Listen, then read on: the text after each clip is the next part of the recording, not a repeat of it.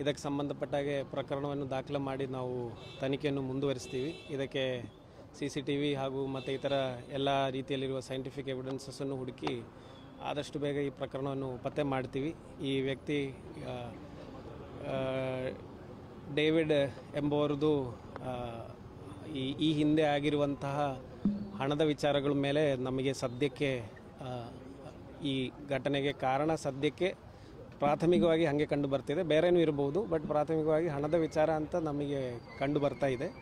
ಇದರ ಬಗ್ಗೆ ಮತ್ತೆ ತನಿಖೆ ಮುಂದುವರಿಸಿ ಮತ್ತೆ ಉಳಿದ ಮಾಹಿತಿ ಕೊಡಲಾಗ್ತದೆ. ಈಗಾಗಲೇ ಫಾರೆನ್ಸಿಕ್ ಸೈನ್ಸ್ ಟೀಮ್ ಹಾಗೂ ಇತರ ತಜ್ಞರು ಬಂದು ಎವಿಡೆನ್ಸಸ್ ಎಲ್ಲ ಕಲೆಕ್ಟ್ ಮಾಡಿದ್ದೀವಿ. ಮಾನ್ಯ IG ಸರ್ ಸಹ ಸ್ಪಾಟ್ ವಿಸಿಟ್ ಮಾಡಿದ್ದಾರೆ. ಮತ್ತೆ ತನಿಖೆ ಮುಂದುವರಿಯುವಾಗ ಮತ್ತೆ ಮಾಹಿತಿ ಶೇರ್ ಮಾಡ್ತೀವಿ.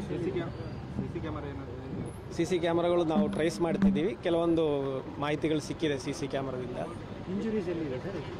ಮಲ್ಟಿಪಲ್ ಶಾಟ್ಸ್ ಫೈರ್ ಮಾಡಿದೆ. ಒಂದು ತಲೆ ಮೇಲೆ ಇಂಜುರಿ ಇದೆ, ಮತ್ತು ಫರ್ದರ್ ಇಂಜುರೀಸು ಡೀಟೇಲ್ಡ್ ಆಗಿ ಪೋಸ್ಟ್ ಮಾರ್ಟಮ್ ಆದಮೇಲೆ ಕ್ಲಿಯರ್ ಆಗಿ ಹೇಳಕ್ಕೆ.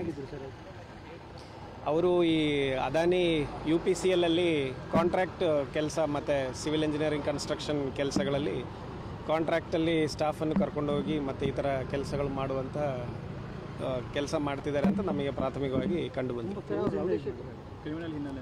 ಈ ವ್ಯಕ್ತಿ ಮೇಲೆ ಸುಮಾರು 14 ಪ್ರಕರಣಗಳು ಈ ಹಿನ್ನೆಲೆ ಇದೆ. ಅದು ಜಾಸ್ತಿ ಇನ್ನು ಪ್ರತಿಭಟನೆ ಮತ್ತು ಇತರ ವಿಚಾರಗಳು ಸಂಬಂಧಪಟ್ಟ ಹಾಗೆ ಇಲ್ಲಿ ಪ್ಲ್ಯಾಂಟ್ ಬಂದಾಗ, ನಾಗಾರ್ಜುನ ಪ್ಲ್ಯಾಂಟ್ ಬಂದಾಗ ಆಗಿರುವಂಥದ್ದು ಅಂತ ಕಂಡು ಬಂದಿದೆ. ಮತ್ತು 2020ರಲ್ಲಿ ಒಂದು ಅಬೆಟ್ಮೆಂಟ್ ಸೂಯಿಸೈಡ್ ಕೇಸು ಸಹ 2020ರಲ್ಲಿ ದಾಖಲಾಗಿರೋದು ಕಂಡು ಬಂದಿದೆ. ಅದೇ ವಿಚಾರ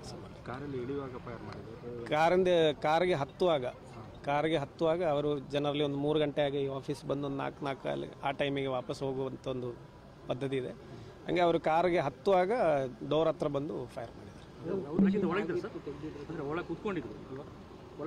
ಕುತ್ಕೊಳ್ಳಕ್ಕೆ ಹೋದಾಗ ಅಲ್ಲಿ ಜಸ್ಟ್ ಹೊರಗಡೆಯಿಂದ ಫೈರ್ ಮಾಡಿದ್ದಾರೆ. ಅದರದ್ದು ಡೀಟೇಲ್ಸ್ ತೆಗಿತೀನಿ. 2014ರಲ್ಲಿ ಅವ್ರದ್ದು ಲಾಸ್ಟ್ ಕೇಸ್ ಆಗಿರೋದು, ಅದರ್ ದ್ಯಾನ್ 2020 ಆಗಿರುವಂಥ 306 ಕೇಸು.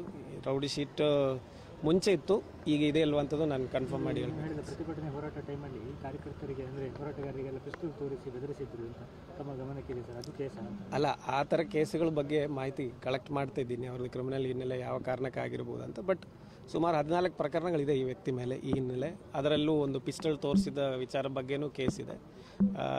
ಆ ಕೇಸಲ್ಲಿ ಅವ್ರದ್ದು ಪಿಸ್ಟಲ್ ಸೀಸ್ ಆಗಿದೆ.